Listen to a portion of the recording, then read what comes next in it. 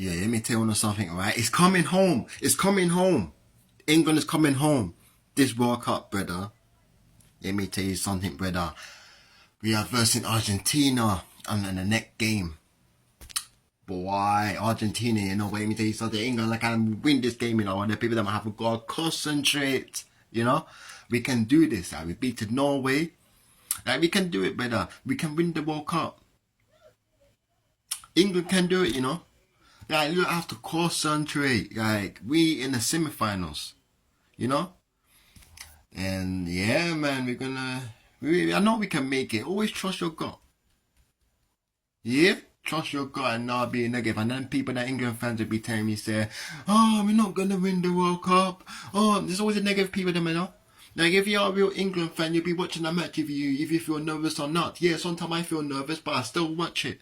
I hear some people that tell me say, oh, I'm too nervous to watch the match. I'm too scared. But then you're not an English fan because you go, oh, watch it when the England are like, come on. You know? Support your country where you're living, you know? Let me tell you. England!